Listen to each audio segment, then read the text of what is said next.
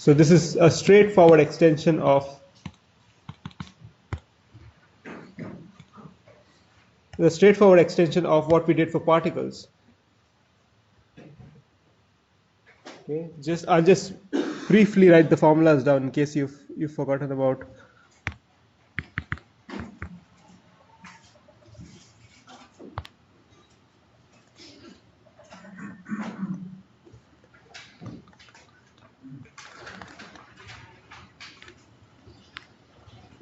So conservation of energy states that the kinetic energy plus potential energy at one instant of time equals the kinetic energy plus potential energy at another instant of time. And this is the assumption we make, is that all the forces in the system are conservative. Only for conservative forces. Okay. The kinetic energy is something which we have evaluated before. There are three cases, right? Translation, motion about a fixed axis, and general planar motion. The potential energy, there are two cases we'll consider in this course. One is the gravitational potential,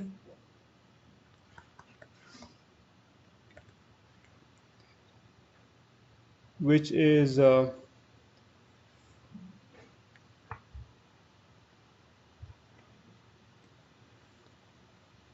so if you have a datum, and that's the particle, or sorry, the rigid body. If it's on the datum, then the potential energy is 0. If it is below the datum, like so, then the potential energy is negative. And if it's above the datum, like this, then the potential energy is positive. Okay, and this is exactly opposite to our definition of work done. When you move down, mg is downwards, y is downwards, we assume that the work done is positive. So the work done is positive mgy, however the potential energy is negative. And the same thing applies to the moving upwards. The other potential energy we want to know in this section is elastic potential energy, the energy due to a spring.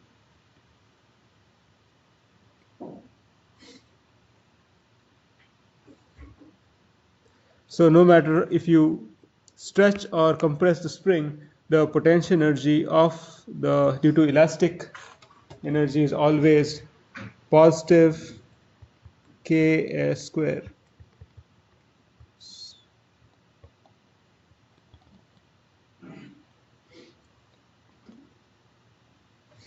So it's assumed that the spring is unstretched, the S is equal to 0, the displacement is 0. When you stretch it, the displacement is S.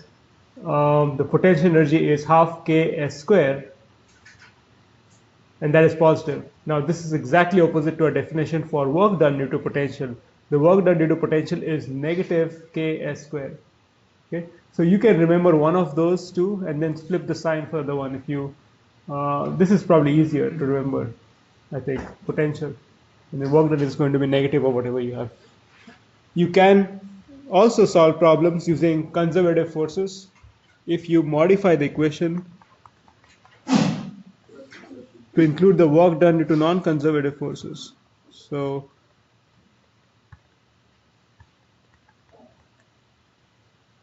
equation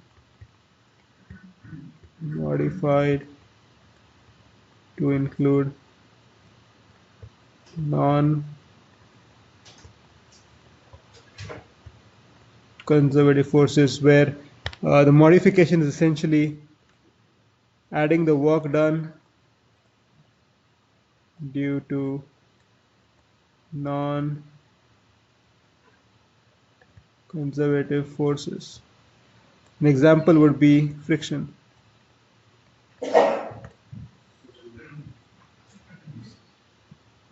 Okay. However, what I recommend is, if you have conservative forces, use the conservation of energy. If you find there are non-conservative forces, you could use that, or you could use the principle of work and energy, which we did last class.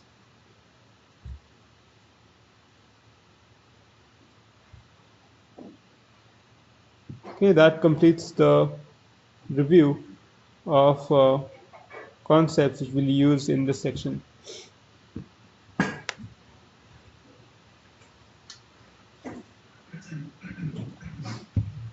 You said for potential energy for the speed, it's always the work that is always negative. Work is negative and potential energy is always positive. Oh.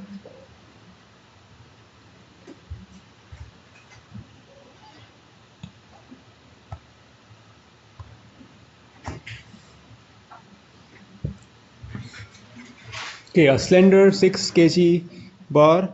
So let's say this is M1 6 kg is horizontal at rest. So the speed is 0 and the spring is unstretched. So the spring is unstretched.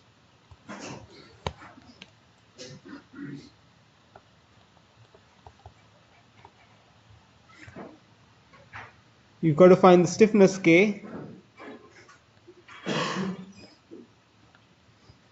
of the spring so that the motion of the bar is momentarily stopped when it has rotated clockwise 90 degrees after being released. So Is stiffness just another word for speed velocity? that's right, yeah.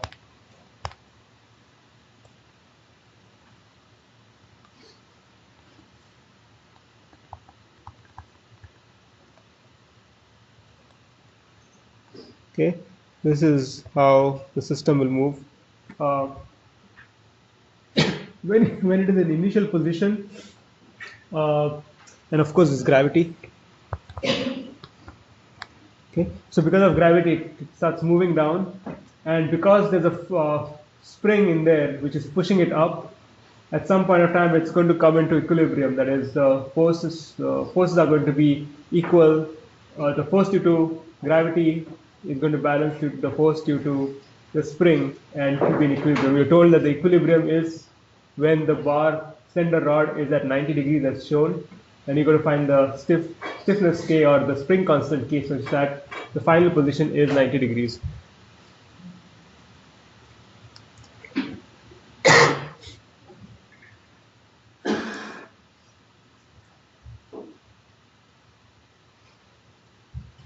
Okay, so again, I recommend drawing the free body diagram.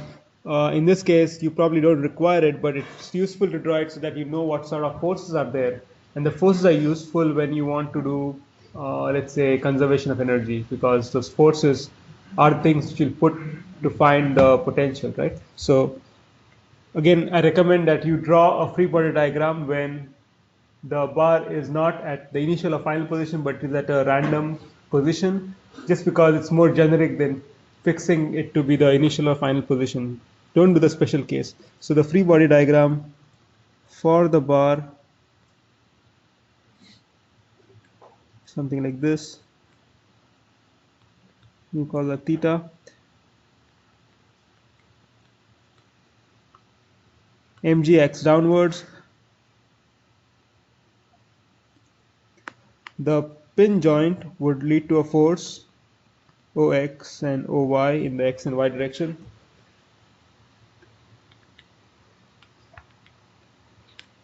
And then clearly there's a force due to the spring. So it's probably the spring is somewhere here. So this force is going to be at an angle, right?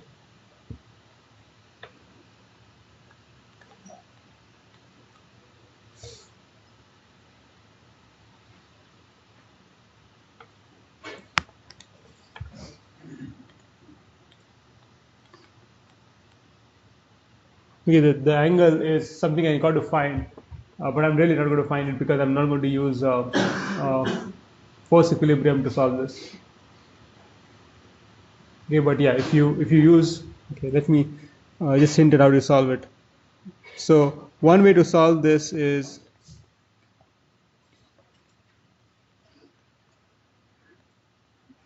okay, F equals ma. Now it's actually not this problem is not a dynamics problem, it's actually a statics problem. if you want to solve this, then you got to find the forces acting on the system when the system is in the final position. It's in equilibrium because the force due to gravity is cancelled off by force due to the spring. And so you can use actually not F equals ma, but moment about A is IA alpha, which is equal to 0 at the final position. So if you do this, if you take the moments about A, then you should be able to find the spring's constant K. Okay.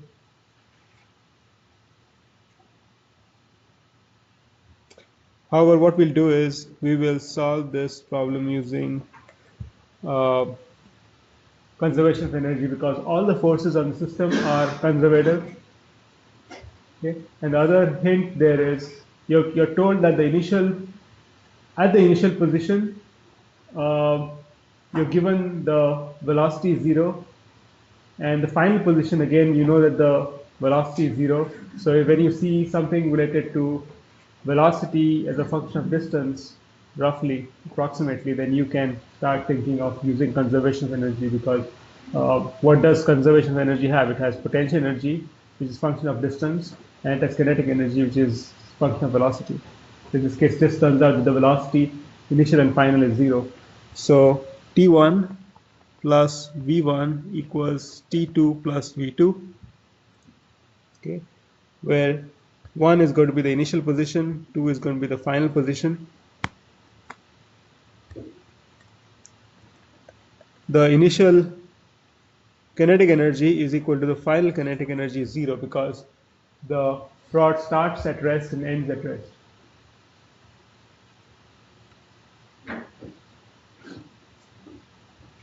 Okay, so to find the potential energy, we need to fix a datum. So let's use this to be the datum. Okay, this is a random choice. You could choose it to be here, here, or even here. Your answer doesn't depend on where you choose the datum. Okay.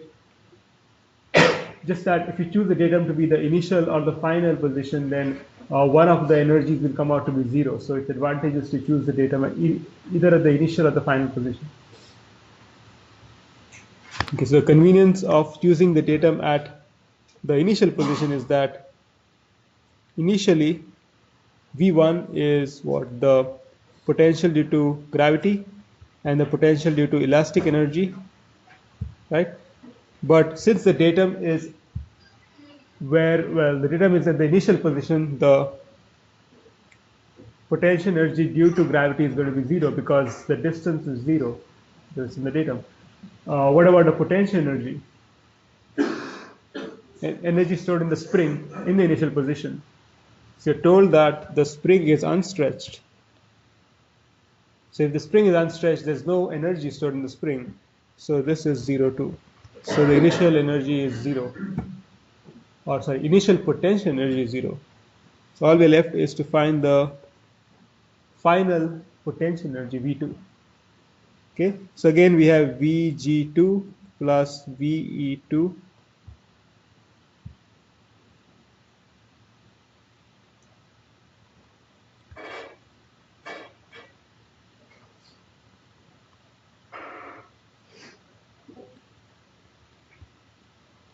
Okay, since the rod is 2 meters long, the descent or the change in potential energy is going to be mg change in height, so it's going to be 1 meter.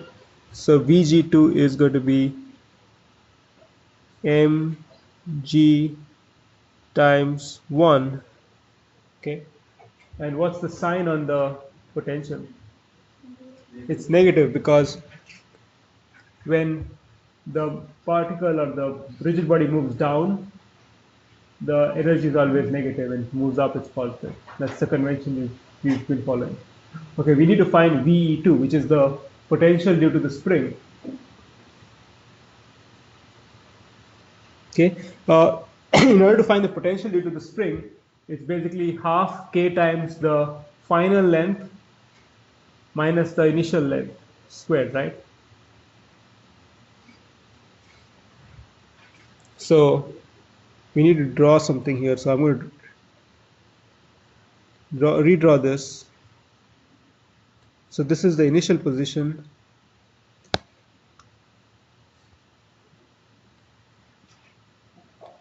Okay. And then this is the final position. So clearly the spring is going to get stretched this way.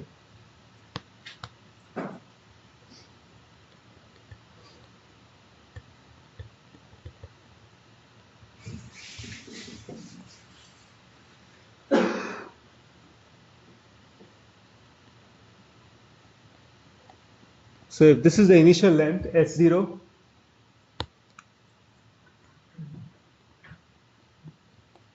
this is going to be the final length.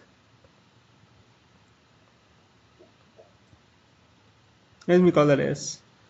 So half K times S minus S0 square. Okay. So what's the potential due to the spring? Is it positive or negative? It's always positive. Okay, so what's left is, I know mass, I know gravity, I don't know K.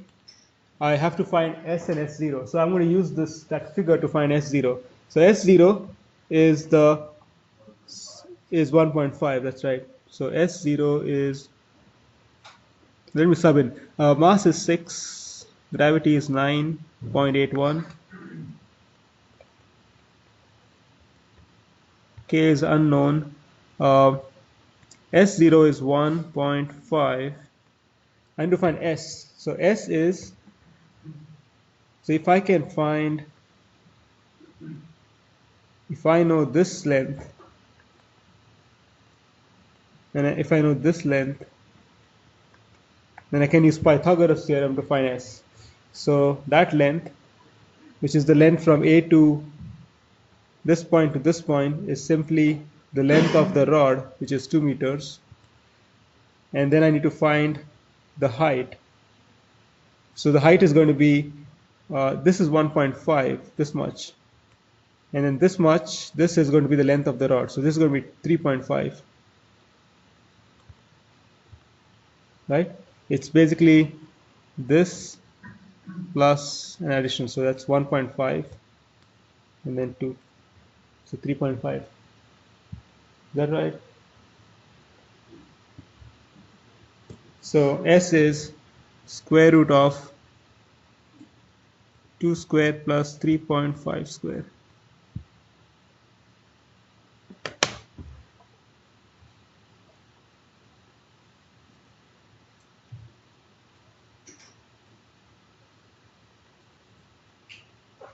So I get 4.03.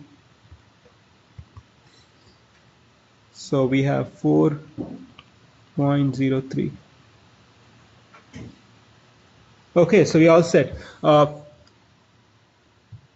Let's start putting the values for energy in the expression which I just indicated. T1 is 0, V1 is 0, equals T2 is 0, V2 is minus 6 times 9.81 plus half K times 4.03 minus 1.5 square. So that equation has just a single unknown K. I can solve for the unknown K using that equation. So to simplify this, you should get minus 58.86 plus 3.17 K.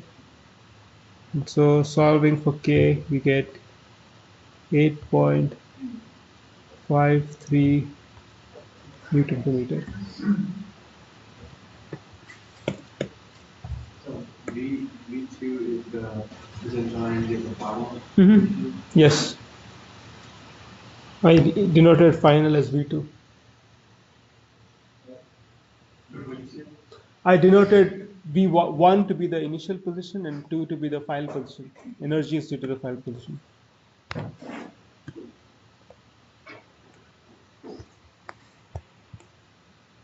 Okay, any questions? Yeah. I don't know if the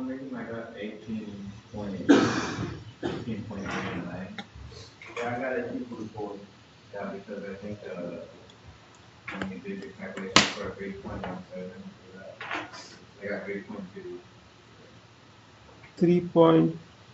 3.2, okay. Let me just check.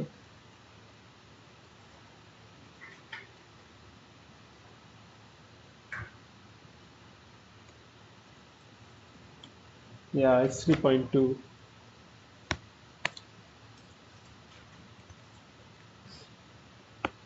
So what did you get for this, for K? 18.4. That's the right answer.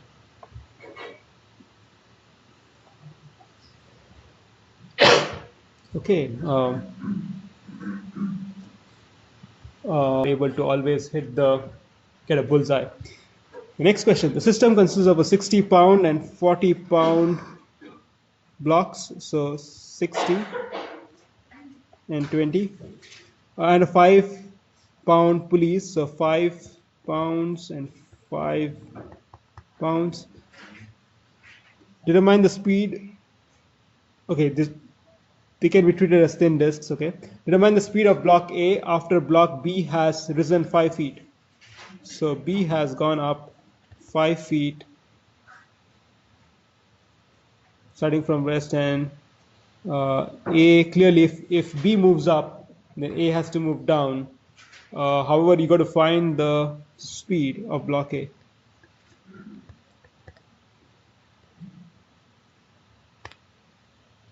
Okay, so what's going on is clearly 60 pounds is heavier than 20 pounds, so A is going to move down. In the process, B is going to move up by 5 meters. You got to find the speed of A when that happens. Clearly, when speed of A is non-zero, speed of B is also going to be non-zero, right? It's moving. And you also don't know how much A has descended down. So this is actually a problem which combines two things. It combines your knowledge of kinematics, which you did in the first chapter in this class, and your knowledge in using conservation of energy. The reason why I would use conservation of energy to solve this problem is because you're again given the distance s, 5 meters, and you're told to find the velocity. So velocity as a function of distance is most easily solved using conservation, but you can also use Newton's laws. So let us start with this. I'm going to start this slightly differently. I'm going to start with the kinematics first. Okay, I'm going to figure out what's the velocity of of A as a function of velocity of B, and the reason I'm doing it is because I need to find the kinetic energy eventually. So let's use this as the datum. Okay, this is xb, this is xa. Okay, so we need to figure out a relation between A and B. So I'm going to find the length of the string, which I've just highlighted. It's going to be xa plus twice xb. So differentiating this, we get xa dot is minus 2xb dot. Okay, so velocity of A is minus 2 times velocity of B. Also, we can say that the displacement of A is twice the displacement of B.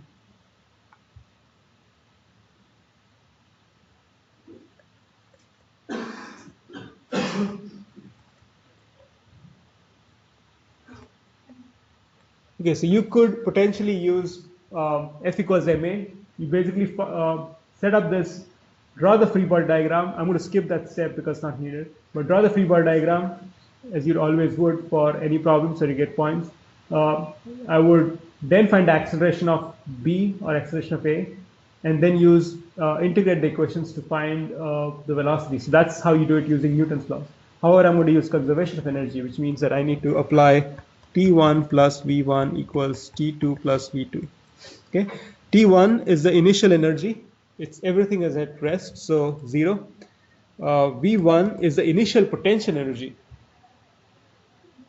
Okay, potential energy of the system about this datum. Okay, so let's try to find that. So there's MAG. It's at a distance of XA. Okay, XA is downwards, MG is down, so it's going to be the mass is down compared to the datum, so it's negative. There's similarly M, B, G, X, B, right? And since C is on the datum, the potential energy due to C is 0. So we still have to find the potential energy due to D, which is again at distance of B, right? So that's the potential energy. T2 is the final potential energy. So that's going to be the potential energy due to the mass MA, MB. Okay. We also need to account for the fact that D is going to be moving, right? It's going to translate. So half md vd square. It looks like I'm out of time. Give me a minute. I'm just going to write the formulas and I'll complete it later on. And then there is half I c omega c square, half I d omega d square. Okay, so I'll fill this later, but I just wanted to write the potential V2 and then I'll let you go. So V2, okay, is the potential in the position when, at the time when B has moved up by 5 meters. So I'm going to write the potential now of the system in the second, when A has moved down and B has moved up. So M, A, G, okay, since B has moved up, A is going to move down by a distance of XA plus, so this has, B has moved 5 meters, delta XA is going to be 10 meters, right? Because XB is 5. So XA plus 10, negative sign, MB, G, XB moves up, so XB minus 5, right? Because the net displacement is XB, original length minus the distance moved up. And MD moves the same distance as B, so it's going to be XB minus 5. Okay, so all I need to do now is use that equation to simplify. I also need to find a relation omega C, omega D, which I'll just complete later on and post it. So I'll see you on Friday.